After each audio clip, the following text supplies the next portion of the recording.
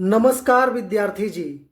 तो बिहार दरोगा के लिए, स्पेशली बिहार दरोगा के लिए, बिहार सीजीएल 4 के लिए और बिहार इंटर लेवल के लिए बहुत ही शानदार, इम्पोर्टेंट और एक तरह से कहें तो आने की बहुत ज़्यादा संभावना है। जो क्वेश्चन की सीरीज मैं आपको कराऊंगा वो सभी के सभी लेवल भी आप देख लीजिएगा, पढ़ने के बाद पता चल जाएगा कि किस तरह का लेवल है और सारे के सारे महत्वपूर्ण प्रश्न हैं। तो चलिए ज़्यादा देर न करते हुए मैं आपको क्वेश्चन की तरफ लेकर कर चलता हूँ। आज का पहला क्वेश्चन है। आज का पहला क्वेश्चन क्या है? Doctor Bhimrao Ambedkar scheduled caste federation, बौद्ध धर्म राज्य पुनर्गठन आयोग और संविधान निर्माण प्रक्रिया में से किसके साथ संबंधित नहीं थे? तो राज्य पुनर्गठन आयोग के साथ भीमराव अंबेडकर क्या थे? संबंधित नहीं थे। बौद्ध धर्म से संबंधित थे, शेड्यूल कास्ट फेडरेशन से संबंधित थे, संविधान निर्माण प्रक्रिया में भी बहुत अपना रोल इन्होंने दिया था, लेकिन राज्य पुनर्गठन आयोग में इनका कोई रोल नहीं था। अगला प्रश्न है, भारत के किस प्रधानमंत्री ने श्रीलंका में भारतीय शांति सेना भेजी थी? तो स्वर्गीय राजीव गांधी उस टाइम के प्रधानमंत्री थे, तो श्रीलंका में शांति सेना भेजी थी। भारत एक कैसा राष्ट्र है? तो भारत एक धर्मनिरपेक्ष राष्ट्र है। प्रतिनिधित्व नहीं तो कर नहीं का नारा किस घटना का परिणाम है? प्रतिनिधित्व नहीं तो कर नहीं, ये बोस्टन टी पार्टी का एक स्लोगन है, नारा है। फ्रांस में आतंक का राज्य किसके शासनकाल को कहते हैं? तो रॉबespierre जो शासक थे, तो फ्रांस में उनके शासनकाल को आतंक का राज्य कहा जाता था। गांधी इरविन समझौते पर हस्ताक्षर होने वाला वर्ष, मतलब गांधी इरविन समझौता कब हुआ था? क्वेश्चन ये कह रहा है।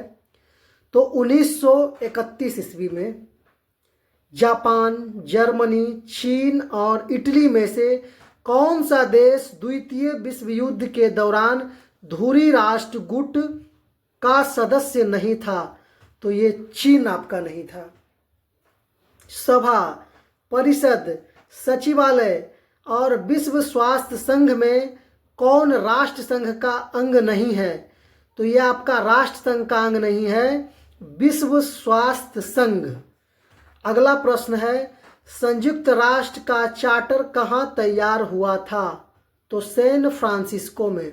संयुक्त राष्ट्र का चार्टर कहाँ तैयार हुआ था? तो सैन फ्रांसिस्को में। गांधी जी दक्षिण अफ्रीका से भारत कब लौटे थे? तो 1915, सन 1915 ईस्वी में दक्षिण अफ्रीका से भारत लौटे थे।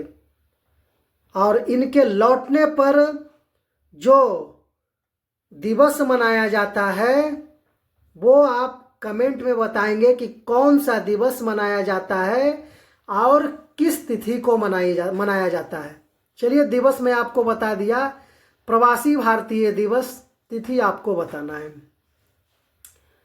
औपनिवेशिक साम्राज्यों का अंत, इंग्लैंड की शक्ति में ह्रास, राष्ट्र संघ का गठन और रूस और अमेरिका के प्रभुत्व में वृद्धि में से कौन घटना द्वितीय विश्व युद्ध का परिणाम नहीं है?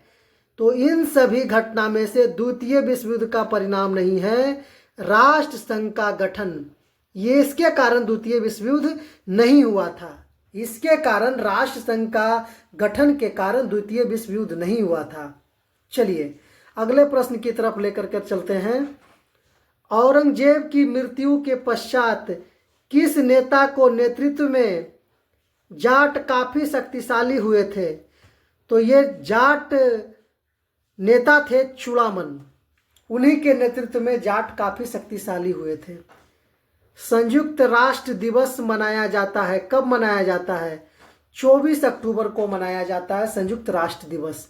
यूनेस्को का मुख्यालय कहाँ स्थित है?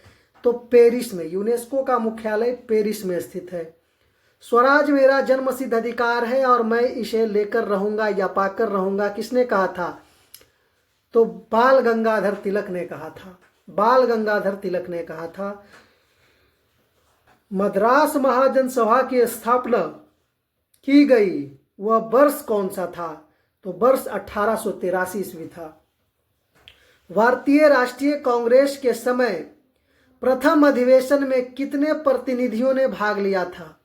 72। बहुत ही शानदार प्रश्न है मेरे भाई। भारतीय राष्ट्रीय कांग्रेस के प्रथम अधिवेशन में कितने प्रतिनिधियों ने भाग लिया था? तो 72 प्रतिनिधियों ने भाग लिया था। नेशनल काउंसिल ऑफ एजुकेशन की स्थापना कब हुई थी? 15 अगस्त 1906 को नेशनल काउंसिल ऑफ एजुकेशन की स्थापना 15 अगस्त 1906 ईस्वी को हुई थी। असहयोग आंदोलन शुरू किया गया 1920 में। वर्ष 1920 में असहयोग आंदोलन शुरू किया गया था। मॉन्टेग्यू चेम्सफोर्ड की रिपोर्ट क्या थी? तो मॉन्टेग्यू चेम्सफोर्ड की रिपोर्ट थी भारत सरकार अधिनियम 1919 का आधार बनाना। भारत सरकार अधिनियम 1919 को आधार बनाना, यही मॉन्टेग्यू चेम्सफोर्ड रिपोर्ट का कार्य था। शेर ए पंजाब के नाम से कौन मशहूर थे? तो शेर ए पंजाब लाला लाजपत राय थे। शेर ए पंजाब लाला लाजपत राय थे। पहला, दूसरा, तीसरा और चौथा में से कौन सा गोलमेज सम्मेलन 1932 में हुआ था? 1932 में कौन सा गोलमेज सम्मेलन हुआ था? तो 32 में तीसरा हुआ था। क्वेश्चन में कमेंट में आप बताएंगे कि गांधी जी ने किस सम्मेलन में भाग लिया था। चलिए अगला प्रश्न, राष्ट्र स्वयं सेवक संघ की स्थापना कब हुई थी? मतलब आरएसएस की स्थापना कब हुई थी? तो 1925 में, 1925 में हुई थी। अभिनव भारत में से कौन संबंधित है? अभिनव भारत से बीडी सावरकर ही संबंधित है। बीडी सावरकर संबंधित है। करो या मरो का संबंध किस आंदोलन से है? तो भारत छोड़ो आंदोलन, जिनका स्लोगन गांधी जी ने दिया था, करो या मरो। चलिए अगला प्रश्न है, किसके प्रयत्नों से बिहार प्रांतीय कांग्रेस का दूसरा अधिवेशन हुआ? तो ये थे महानुभाव श्री दीप नारायण सिंह। इन्हीं के प्रयत्नों से बिहार प्रांतीय कांग्रेस का दूसरा अधिवेशन हुआ था। अजात शत्रु के वंश का नाम क्या था? अजात शत्रु किस वंश के शासक थे? तो हर्यक वंश के शासक थे। भारतीय राष्ट्रीय कांग्रेस का 27वां अधिवेशन किस स्थान पर हुआ? तो बांकीपुर में हुआ था। बांकीपुर पटना में।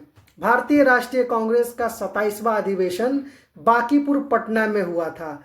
कब हुआ था? कमेंट में बताएंगे।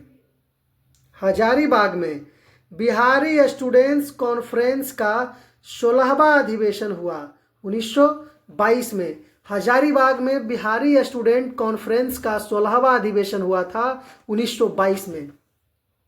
बिहार के प्रमुख समाचार पत्र बिहारी के संपादक थे, तो बाबू महेश्वर प्रसाद जी बिहारी पत्र के संपादक थे। भारतीय पुनर्जागरण आंदोलन के पिता कौन थे? तो राजा राम मोहन राय थे। भारतीय पुनर्जागरण आंदोलन के पिता राजा राम मोहन राय। स्वराज दल की स्थापना किसने करी थी? तो चितरंजन दास एवं मोतीलाल नेहरू ने मिलकर किया था स्वराज दल की स्थापना। थियोसॉफिकल सोसाइटी की स्थापना किसने की थी? तो मैडम HP ब्लावटस्की। थियोसॉफिकल सोसाइटी की स्थापना किसने की थी? Madam HP ब्लावटस्की। महावीर स्वामी का जन्म कहाँ हुआ था? तो कुंडग्राम में हुआ था। महावीर स्वामी का जन्म कुंडग्राम में हुआ था। महात्मा बुद्ध का महापरिनिर्वाण कहाँ हुआ था? तो कुशीनारा में हुआ था। महात्मा बुद्ध का महापरिनिर्वाण कहाँ हुआ था? कुशीनारा में। अगला प्रश्न, महात्मा बुद्ध ने अपना प्रथम धर्म चक्र प्रवर्तन किस स्थान पर दिया था? मतलब प्रथम उपदेश तो सारनाथ में दिया था। सारनाथ महात्मा बुद्ध का क्या था? ससुराल भी था। चलिए, मगध की प्रारंभिक राजधानी कौन सी थी? तो राजगृह, जिसे पहले गिरिब्रज बोला जाता था। मगध की प्रारंभिक राजधानी राजगृह, यानी राजगीर को गिरिब्रज और राजगृह बोला जाता था। प्रांतीय सरकारों का गठन किस अधिनियम के तहत किया गया था? तो 1935 का अधिनियम में। प्रांतीय सरकारों का गठन किस अधिनियम के तहत किया गया था? तो 1935 का अधिनियम गठन में प्रांतीय सरकार का गठन हुआ था। अंतर्राष्ट्रीय न्यायालय का मुख्यालय कहाँ है? तो दी हेग में है। अंतर्राष्ट्रीय न्यायालय का मुख्यालय दी हेग में है। चलिए अगला प्रश्न। राजकुमार शुक्ला किस गांव के निवासी थे? मुरली भरहवा। इन्होंने ही गांधी जी को लखनऊ सम्मेलन में पश्चिमी चंपारण की कहानी के बारे में बताया था कि किस तरह से वहां के किसानों को अंग्रेज प्रताड़ित करते हैं नील की खेती के लिए। राजकुमार शुक्ल ने कहा था और ये सूरवीर मुरली भरहवा के रहने वाले थे। श्री निवारण चंद्र दास कहाँ के थे? पुरुलिया से थे श्री निवारण चंद्र दास गुप्ता जी। कुंवर सिंह राजा जगदीशपुर के थे। जालियांवाला बाग हत्याकांड कहाँ हुआ था? अमृतसर में हुआ था। कब हुआ था? तो 13 अप्रैल 1919 को हुआ था जालियांवाला बाग हत्याकांड। लॉर्ड सिन्हा ने 1921 में कहाँ के गवर्नर पद से त्याग पत्र दिया था? तो बिहार और ओडिशा के गवर्नर पद से त्याग दिया था लॉर्ड सिन्हा ने। चलिए अगले प्रश्न की तरफ चलते हैं। अगला प्रश्न है, सिकंदरिया, लोथल, महास्थानगढ़ और नागपट्टनम में से कौन सा एक हड़प्पा का बंदरगाह है? तो लोथल था हड़प्पा का बंदरगाह।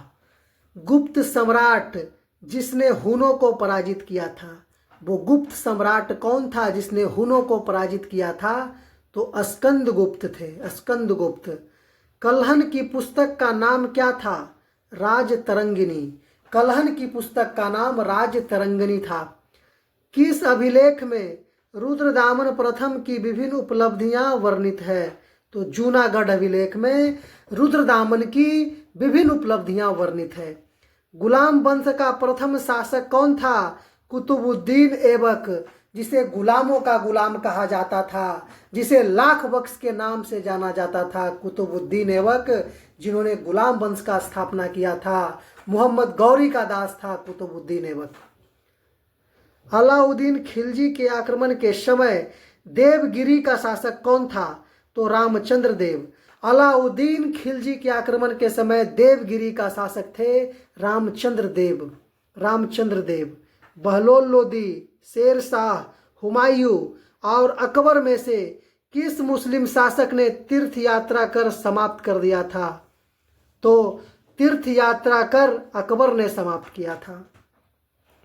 फिरोज तुगलक द्वारा स्थापित दार उल सफा क्या थी? एक खैराती अस्पताल। दार उल सफा एक खैराती अस्पताल था। अस्थाई बंदोबस्त किसके साथ किया गया? जमींदारों के साथ। अस्थाई बंदोबस्त जमींदारों के साथ किया गया था। फिरोज शाह तुगलक सिंचाई के लिए सबसे ज़्यादा नल की भी व्यवस्था कराया था। सिंचाई के लिए सबसे ज़्यादा नल की भी व्यवस्था कराया था फिरोज तुगलक ने। चलिए अगला प्रश्न में चलते हैं। प्रार्थना समाज के संस्थापक कौन थे? आत्माराम पांडुरंग। प्रार्थना समाज के संस्थापक कौन थे? आत्माराम पांडुरंग। तृतीय बौद्ध सभा किस स्थान पर बुलाई गई थी? तृतीय बौद्ध सभा पाटलिपुत्र में बुलाया गया था। इसका एक सेपरेट ट्रिक भी मैं बता दिया हूं मेरे भाई, शॉर्ट्स में छोटा छोटा वीडियो जो मैं डाला हूं उसमें होगा। जितने भी बौद्ध संगति हुए सभी का। RV PK AK MS MV पूरा ट्रिक ही है। कांग्रेस ने स्वराज प्रस्ताव वर्ष 1905 में पारित किया। प्रस्ताव का उद्देश्य क्या था? तो स्वशासन सुनिश्चित करना। कांग्रेस ने स्वराज प्रस्ताव वर्ष 1905 में पारित किया, तो इस प्रस्ताव का उद्देश्य क्या था? स्वशासन को सुनिश्चित करना। तो आज भर के लिए इतना ही था मेरे भाई। वीडियो कैसा लगा कमेंट में जरूर बताइएगा, और इतना आप जान लीजिए कि यहाँ से क्वेश्चन आने की 100% संभावना है। अगर नहीं तो आप क्वेश्चन मिला लीजिएगा। 1 2 3 क्वेश्चन आपको यहाँ से फंसना ही फंसना है, और इसका मैं पूरा सीरीज मैं आपको दे रहा हूँ। अगला सीरीज आपको कल के वीडियो में मिल जाएगा। धन्यवाद।